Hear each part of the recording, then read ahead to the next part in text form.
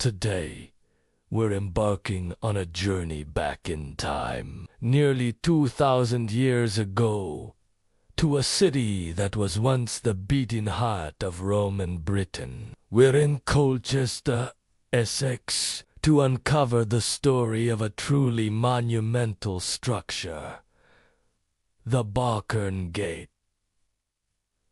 This isn't just any old ruin. It's the oldest and largest surviving Roman gateway in all of Britain. Standing here, you can almost hear the echoes of Roman legions, the clatter of chariot wheels, and the bustling life of a city at the edge of an empire. So, grab your virtual explorer's hat, because we're about to step through this ancient portal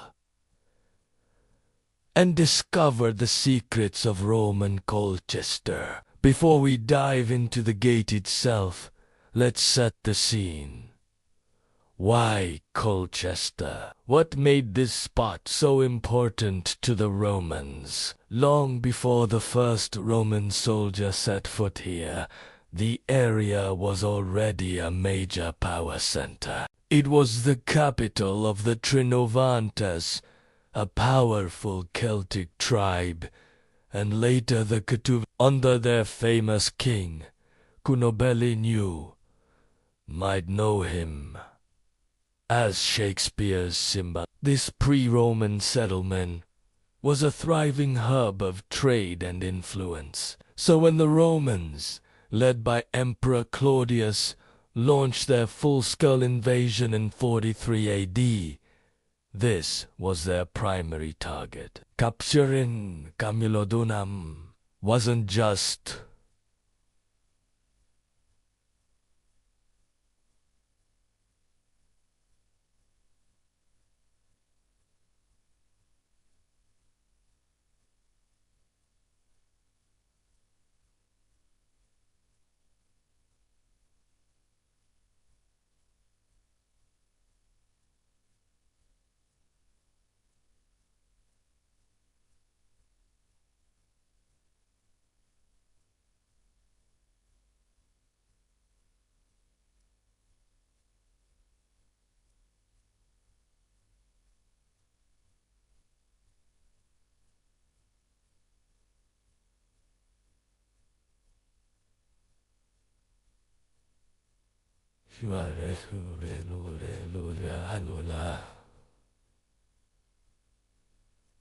It was a symbolic one. It signaled the dawn of a new era, and the Romans quickly set about transforming the British capital into a city that would reflect their own power and prestige. They established a fortress here for the famous 20th Legion, the Legio Essex.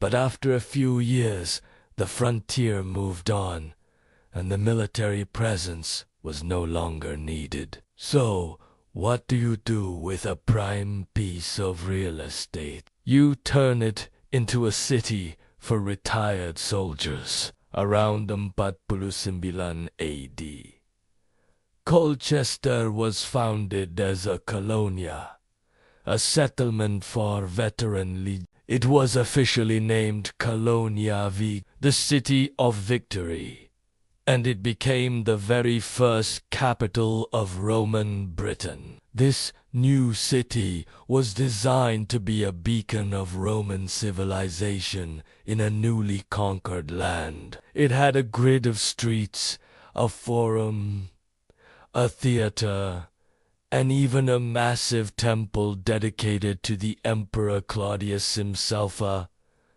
clear statement of imperial power. And a city of this importance needed grand, impressive defenses. This is where our story of the Balkerne Gate truly begins. The gate we see today wasn't built in a single go. Its origins are actually tied to an earlier, even grander structure. Before the main city walls were constructed, there was a massive triumphal arch. This arch was likely built around the same time the Colonia was founded in the late 40s AD. Think of it as a ceremonial entrance, a monumental billboard celebrating Roman victory and the glory of the emperor. It was huge, with a central archway wide enough for 2 carts to pass through, flanked by 2 smaller arches for pedestrians. It was a statement piece, meant to impress anyone arriving at the new capital.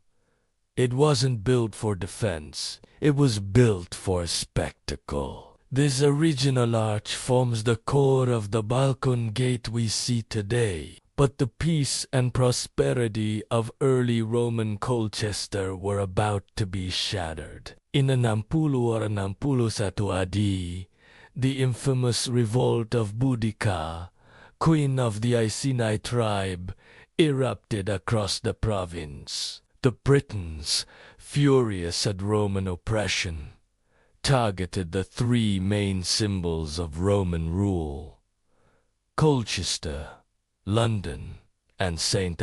Colchester, the capital and home of the hated temple of Claudius, was their first target. The city was new, its defenses were incomplete, and it was filled with retired soldiers, not an active legion. The historian Tacitus tells us it was sacked and burned to the ground. The residents who took refuge in the temple held out for 2 days before they were overrun. It was a brutal, devastating event that left the city in ruins. After the rebellion was finally crushed, the Romans began the slow, arduous process of rebuilding. And this time they weren't taking any chances.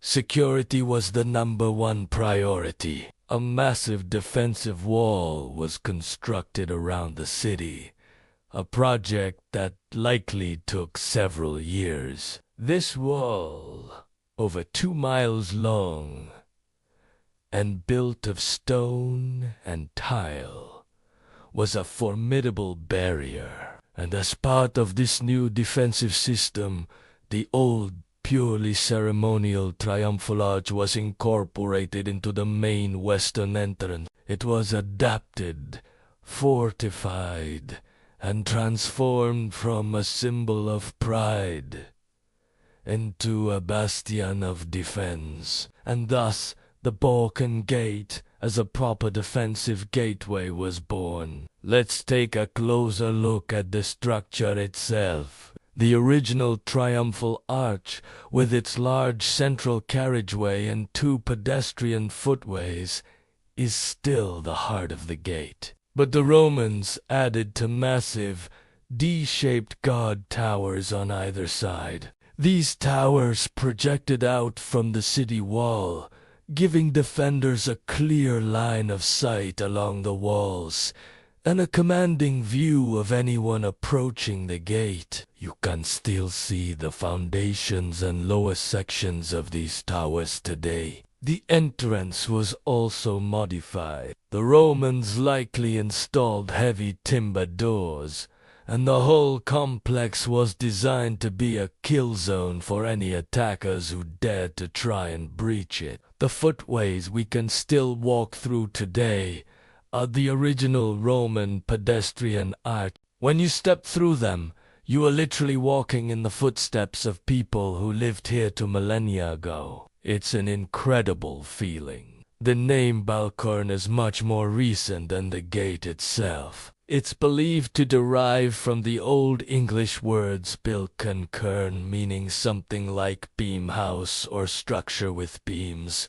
perhaps referring to the large timber beams that would have been part of its structure or a nearby building in the Anglo-Saxon period. For centuries after the Romans left Britain around 410 AD, the gate and the walls continued to define the town. They were repaired and maintained throughout the medieval period, protecting Colchester during sieges and conflicts. The gate wasn't just a Roman relic. It was a living, functional part of the town's defenses for over 1,000 years. It witnessed the arrival of Saxons, Normans, and the turmoil of the English Civil War. So what happened to it?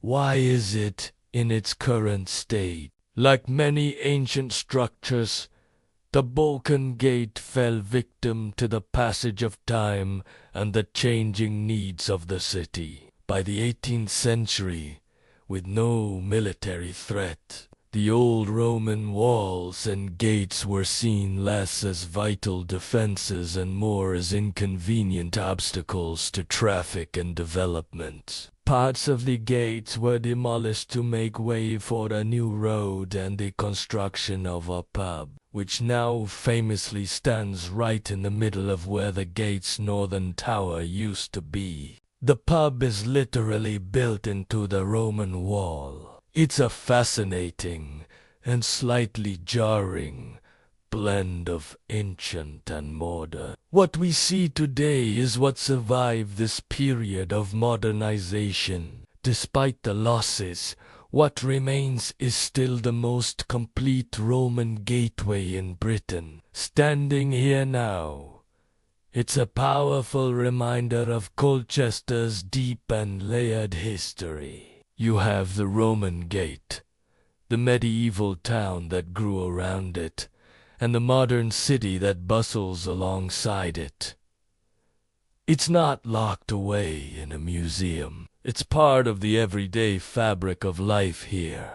People walk through these ancient arches on their way to work, to the shops, or to the pub. Cars drive along the road that cuts through its center. It's a living monument, a direct physical link connecting the 21st century to the age of emperors and leaders. It tells a story of conquest, rebellion, resilience, and the relentless march of time. It is a testament to the incredible engineering skills of the Romans and the enduring legacy they left on this island. So, if you'll ever find yourself in Essex, make sure you visit Colchester. Come and stand before the Balkerne Gate.